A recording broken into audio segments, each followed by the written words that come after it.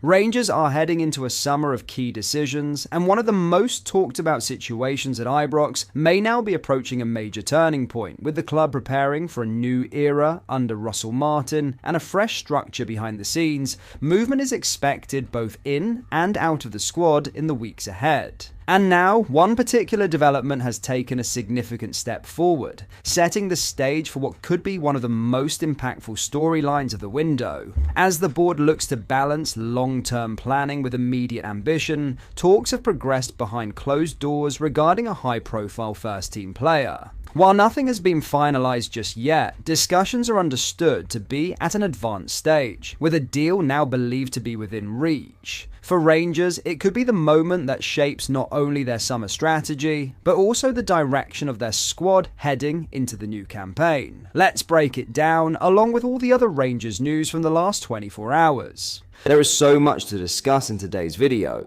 so be sure to like the video and subscribe to the channel for daily Rangers content.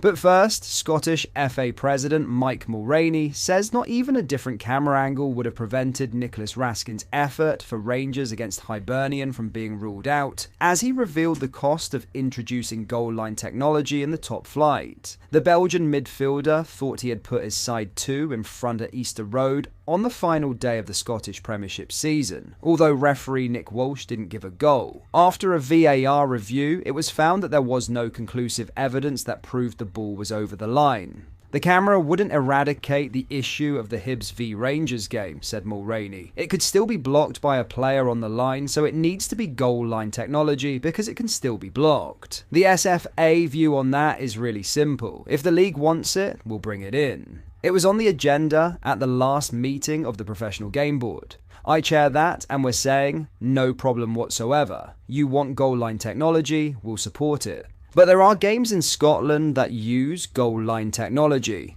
Ours. You play in the Scottish Cup semi-finals, and final, you've got goal line technology. We pay for it. For the Premiership to have goal line technology would be around £1 million a year amongst the clubs, so it would be the thick end of £100,000 each. I'm not saying that's right or wrong, it's just the reality. If you're Club X, would you rather invest that £100,000 in a new facility for disabled fans, a new bit in the car park, fix the roof, or whatever else? In general terms, I think our referees are doing better than okay. I really do. They make mistakes, but if you sit 10 referees down, they don't all agree on an incident. I listen to commentators on TV saying, how could he possibly have done that? You think, well, because it's perfectly reasonable for him to have done it. My responsibility, to a large extent, is to protect my refs. Clubs look after the players. Who's looking after our referees? Who's making sure we have the best? I think they're doing a good job, and I'm not saying that because I'm protecting my refs. I genuinely believe they do a good job, and I think Willie's doing a good job. I think we're comparable to any other country in Europe. What do you make of these comments? Let me know down below.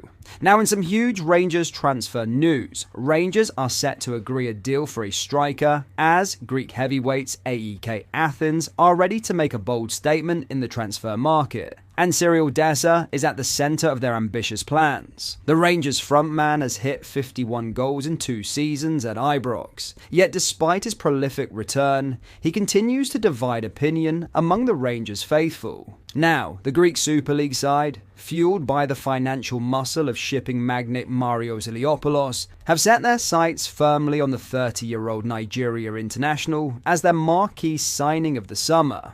AEK, desperate to reclaim the league title they last won in 2023, are ready to go all in to secure Desus' signature. But prizing him away from Glasgow won't come cheap. Rangers are expected to demand at least £5 million before they consider letting their leading marksman go.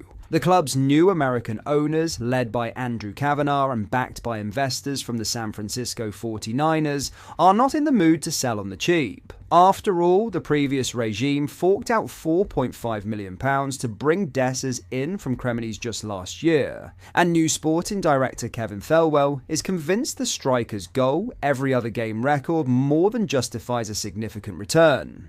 Interest in Desus has been simmering for months. His agent, Stein Francis, revealed earlier this year that up to 10 clubs were circling during the January window, though none could meet Rangers' asking price. The striker stayed on, coming within a whisker of hitting the 30-goal mark before the season's end. A departure this summer would hand Russell Martin a welcome boost to his transfer budget. While Rangers hierarchy has pledged a £20 million cash injection to support the new manager, Martin is already making moves. As RFC News revealed, Leicester City's experienced centre-back Connor Cody is a key target, with talks already underway between Rangers and the Foxes. The new era at Ibrox could begin with the England international anchoring the backline. Meanwhile, Rangers are eyeing potential replacements should Desus depart. One name on the radar is Dor Turgeman, the £4 million rated Israeli forward who could be lined up to fill the void up front. Desus may yet stay and play a pivotal role under Martin, but with AEK ready to spend big and Rangers needing funds to reshape the squad, a summer transfer saga is brewing in Glasgow. In other news, former Rangers striker Steven Naismith will not be returning to Ibrox to take up a position on Russell Martin's coaching staff this season. Speculation has been rife over the course of the day that Naismith was in line for a role as part of Martin's backroom team. But RFC News understands that the rumours are unfounded and Naismith will not be joining up with the new head coach this summer. The possibility of a place for Naismith on the staff provoked an angry reaction from sections of the support on Tuesday. Many have not forgiven the former Hearts boss for the manner of his controversial exit from Ibrox and the infamous press conference that saw Naismith and Stephen Whittaker address the media in 2012. Naismith has been out of the game since leaving his office at Tynecastle and had been linked with a move to Kilmarnock following the appointment of Derek McInnes in the capital. The 38-year-old will not be heading back to Ibrox, however, as Martin continues to consider his options. Martin officially got down to business in Glasgow on Tuesday morning after being unveiled as Philippe Clement's successor on a 3-year contract last week. Matt Gill has joined Martin as assistant manager once again, while Rhys Owen has assumed the role of performance coach. He brings technical expertise as a coach, Martin said of Gill. Brilliant coach. Had to play a huge role in developing a lot of players at Norwich since he had the under-21s. We played together very briefly and then I worked with him when he had the under-21s. When I was on my way out as a player at Norwich, and I realised then what an excellent coach he was and how much care he had for the players and how much they loved him. But that is all for today's video. Thank you for watching. I hope you did enjoy. If you did, please drop a like on the video and subscribe to the channel for daily Rangers content. We post all the latest Rangers news every single day, so make sure you join our fast growing community so you never miss out. Thank you. I'll see you in the next video.